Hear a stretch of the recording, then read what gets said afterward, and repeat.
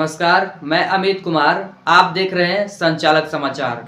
ईश्वरपुर सारण डटरा पुरसौली पंचायत के मुखिया अजय राय पर एक स्थानीय पत्रकार ने उसके साथ अभद्र व्यवहार करने तथा न्यूज़ संकलन के दौरान उसका मोबाइल छीन लेने का आरोप लगाया है।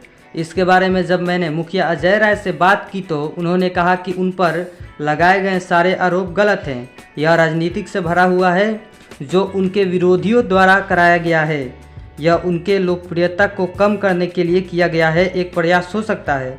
साथ ही उनसे गांव में काम करने वाले क्वेक डॉक्टरों के बारे में पूछा गया तो उन्होंने कहा उन डॉक्टरों का समर्थन करते हुए कहा कि समाज में को क्वेक डॉक्टरों की आवश्यकता है। इस पर भी उन्होंने अपनी बात बेबाकी से रखी।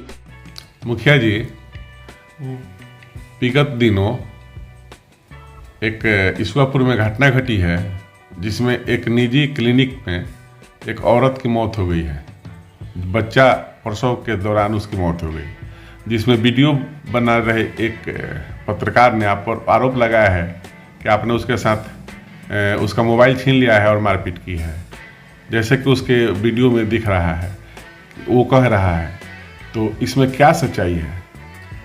सबसे पहले मैं आपको बताना चाहूँगा कि जो भी पत्रकार इस तरह के आरोप लगा रहे हैं वो एक्चुअली मेरे पंचायत के ही हैं और राजनीतिक महत्वाकांक्षा भी अपने दिल और मन में रखते हो सकता है, या फिर हमारे किसी विरोधी लोगों के साथ उनका साँठ-गाँठ भी कई बार देखने को मिला है।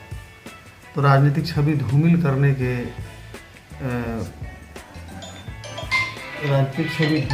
के नियत से उन्होंने ये काम किया है। एक साक्ष्य अगर प्रस्तुत किया जाए कि हमने उनको मारा है या फिर उनका मोबाइल छीना है तो इस पर मैं कुछ भी बयान देने को तैयार हूँ, लेकिन हम लोग जैसे भीड़ का हिस्सा थे और अभी मामला को समझ ही रहे थे, तो मुझे ऐसा नहीं लगता है कि उनके साथ ऐसी कोई घटना उस जगह पर हुई है। और जिस प्रकार से उनका न्यूज़ मैंने भी देखा है, हमारे फ़ोटो का इस्तेमाल करके उन्होंने न्यूज़ को चलाया है अपने पोर्टल पर, और वो यूट्यूबर हैं।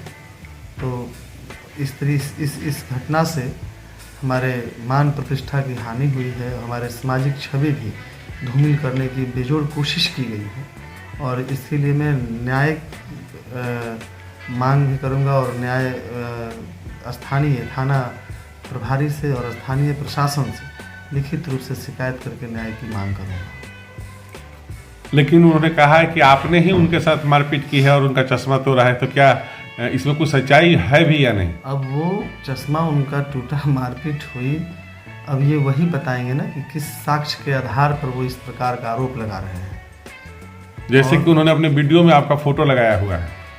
फोटो आप वो तो प्रशासन देख लेगा ना, या लोग देखते हो ना कि वीडियो में मैं अगर हूँ तो क्या कर रहा हूँ, उनको मार रहा हूँ, उनको पीट रहा हूँ, या फिर उनका मोबाइल छीन रहा हूँ। ये सब राजनीति का हिस्सा है और राजनीति के तहत किसी के दिशा निर्देश पर उन्होंने ये काम किया कि किसी भी प्रकार से अजय राय के छवि को धूमिल किया जाए, राजनीतिक पृष्ठभूमि को कमज़ोर किया जाए। तो ऐसा ये नाकाम है कोशिश, और इसके लिए मैं निश्चित रूप से कानूनी कार्रवाई करने की मांग करता हूँ। ये जो हादसे हो रहे हैं आए दिन, हॉस्पिटलों में किसी न किसी की मौत हो रही है और जहाँ पे डॉक्टर नहीं रहते हैं, नीम हकीम खतरे जाने वाली बात हो रही है, तो इसके ऊपर आप क्या कहना चाहेंगे? देखिए, आप याद करिए, अभी 2-3 साल पहले कोरोना काल आया।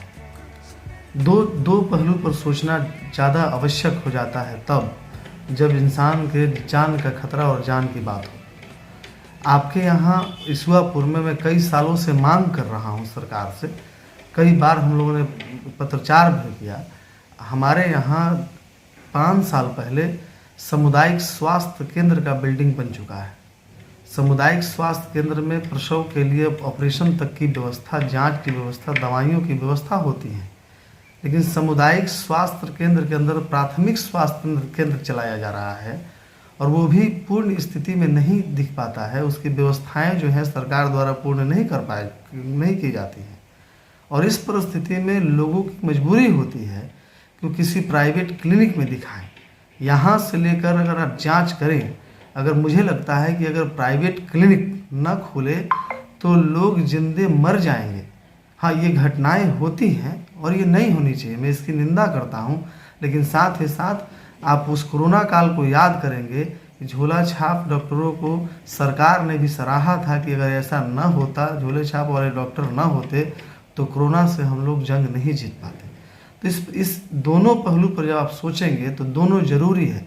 और अगर जांच का विषय है और जांच की बात है, अगर क्लिनिक को देखा जाए तो मसरख से लेके और पूरे छपरा तक, छपरा शहर की मैं बात कर रहा हूँ, अगर जांच किया जाए तो बहुत कम ऐसे इक्का दुक्का ऐसे क्लिनिक होंगे जो सारे नॉर्म्स को पूरा करते होंगे। लेकिन आज वो संचालित है।